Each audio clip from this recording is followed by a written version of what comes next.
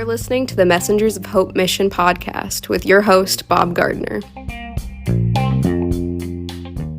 Today's podcast is brought to you by Glistening Glass. Glistening Glass is my company and is a residential window washing and gutter cleaning company. We service the northern Hillsborough and southwest Pasco County area. If you're interested in having your home windows or gutters cleaned, now is the time to call 813-404-2300. That's Glistening Glass. Hey everyone, before we get into the podcast today, I had reached out to each of my team leads at the different locations that Messengers of Hope Mission has a food pantry. I asked them to reach out to some of the volunteers and ask them if they can interview them, or even some of the people in line to find out what these food pantries mean to them. If it wasn't for what these people are doing, I don't know how my wife and I would survive. They're a true blessing, and the people who help them to help us are a blessing as well. Thank you, and God bless.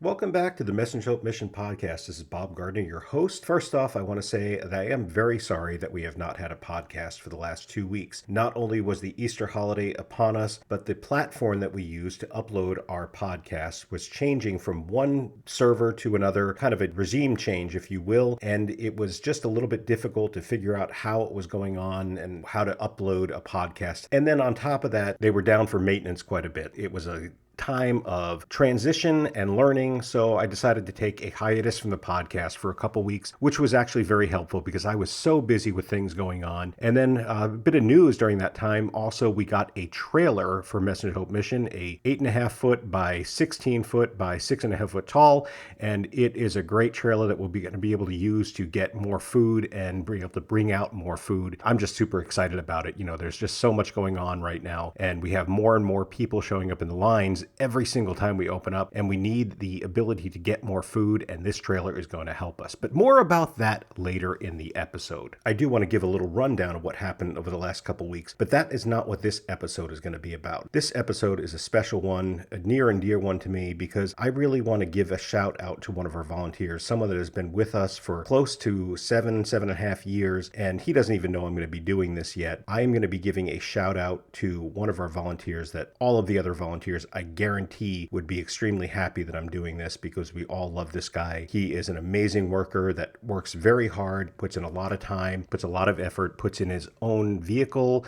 and his trailer, and of course that is Steve Wallace. Steve, I know you'll be listening to this episode because I'm going to be sending it to you and telling Sally to make you listen to it. Steve and Sally are just amazing volunteers. Sally started with us about 7.5 years ago, and she got Steve involved with Messengers of Hope. Now Steve continues to work with us on a week in and week out basis, very rarely taking any time off. And Steve is such a hard worker. Technically, Steve does more of the driving for Messenger of Hope than even I do. Whenever we have to pick up food at Feeding Tampa Bay, it is most likely Steve that will be going down there because he has a trailer, and that helped. But of course, now we have the Messenger of Hope trailer. And part of the reason we wanted that was that Steve wouldn't be able to have to put on more miles on his trailer. So this is hopefully a blessing to him and Sally as well as to Messengers of Hope. So as I said a little bit earlier, that I first met Steve about 7.5 years ago when his wife Sally was working with Messengers of Hope volunteering, and it didn't take long for Sally to get Steve involved. Now Steve is an amazing worker, as I've said, and she got him involved because of what we were doing. And I have gotten to know Steve over the years, and I can tell you Steve has a passion for helping other people. If I can tell a little anecdotal story about how much Steve likes to help others, he was at the dump a few weeks ago doing a job, and he had to take the trash there, and there was an older gentleman that was taking his trash there as well, and he had locked himself out of his car.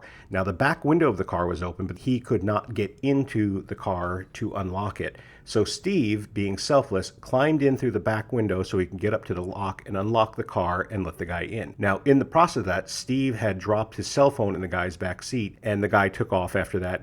And it took them, I think, 3 or 4 days for Steve to get a cell phone back, constantly calling until the guy actually heard the phone ringing. But Steve is such a willing volunteer, so willing to help other people. When we go to Feeding Tampa Bay, Steve will actually help the other organizations load their vehicle while we're waiting. Steve works tirelessly. We have something called a hub drop monthly at our building, and I have to kind of corral Steve into doing the Messengers of Hope work first because he wants to sit there and help the other organizations that come to pick up food as well. And I'll let him do that. Don't get me wrong. Steve is an amazing person, and he just goes out of his way to help others. That is the kind of person that we love to have at Messengers of Hope. Steve has got an amazing sense of of humor, always quick with the joke, and he is such a good-hearted person. We tease one another, and some of the other volunteers have gotten into the process of teasing Steve as well, and he takes it so well. I really want to say how much I appreciate Steve and all that he does. I cannot sing his praise enough. Thank you so much, Steve, for all you do, and thank you for being part of Messengers of Hope for 7.5 years. I look forward to the next 7.5 years with you volunteering, and no, that is not a joke, Steve. I really do look forward to it, and I look forward to every day. As a matter of fact, this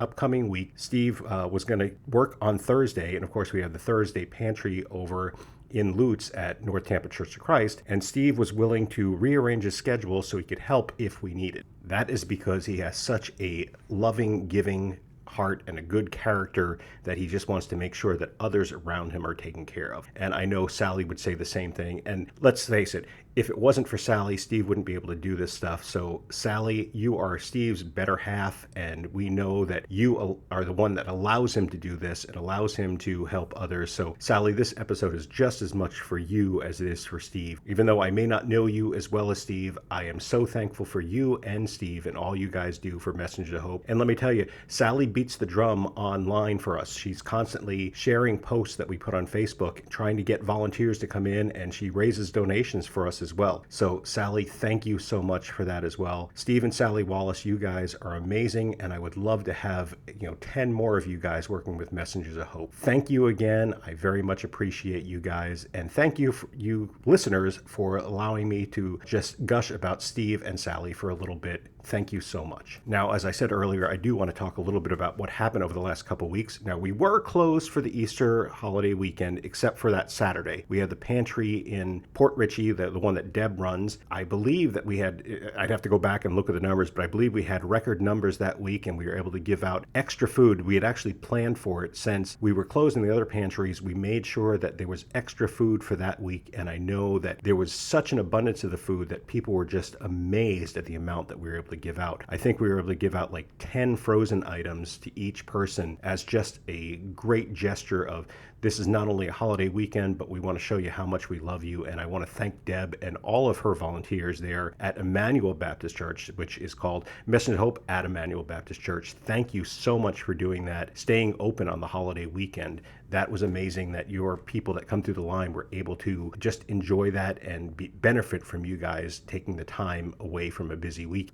As well as the Saturday pantry, we have our Thursday pantry, which is really for migrant workers, people of that nature that come onto a certain property where, basically their boss or their team lead will take workers, day workers, and they'll go and buy the stuff that they need for, yard work and things like that, mulch and those type of things. And we have a pantry there for these people that work so hard, and that pantry has been growing by leaps and bounds. I think, we're over 125 people every Thursday that we do that. And again, if you've listened to the past podcast episodes, I'm not sharing where that is because you have to be one of these workers that come in on one of the trucks to be able to get into that property. So it's not one that we want to advertise outright.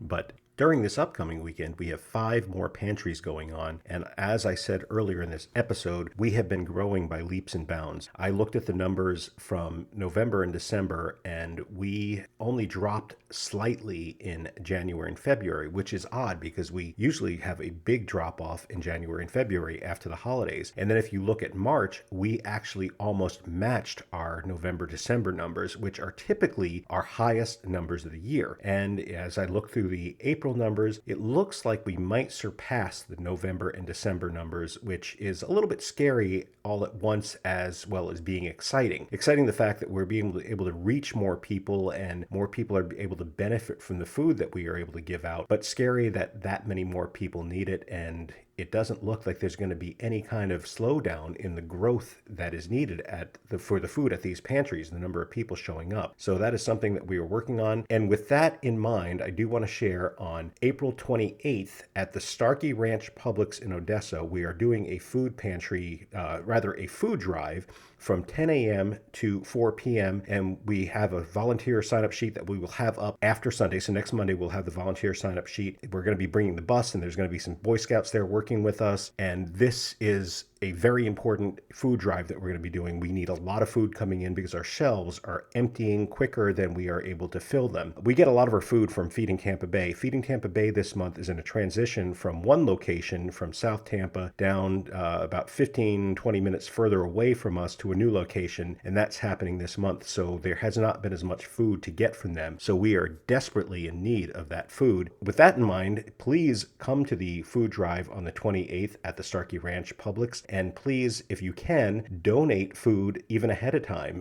Maybe you have a church or a club or a business and you can do a food drive right there. Maybe you're a high school student and you have the ability to do a food drive in your neighborhood. You can pass out flyers in your neighborhood, tape them right to the front door, and say, this Saturday we're going to be collecting food at our house. Put the address down, see what happens, see how many people bring food. This is a great way to get community service hours and help Messenger of Hope all at once. Well, guys, I'm going to keep this episode a little shorter than normal because I still have a lot to do. We're still working on the trailer. I got done rolling the floor today with truck bed liner, and I started putting the hardware on the walls so we can strap things down, and we have a lot more to do with that. So I'm going to close this episode a little bit earlier, and thank you for listening to the Messenger Hope Mission podcast episode. Thank you so much. I appreciate you listening. I appreciate you volunteering. I appreciate you donating. Have a great day. Okay, we've reached the point in the podcast where I get to make an appeal to you, the listener.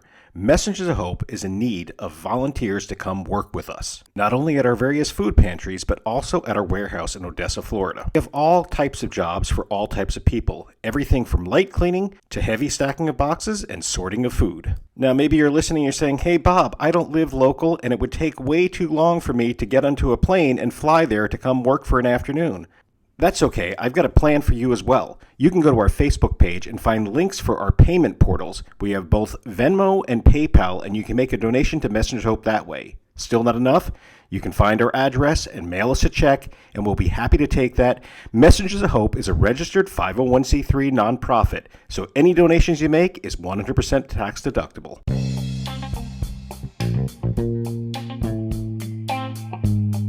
That's going to do it for this week's Messengers of Hope Mission podcast. In the words of Mother Teresa, if you can't feed 100 people, feed just one. This is Bob Gardner reminding you to make a difference in our world today. See you next time right here on the Messengers of Hope Mission podcast.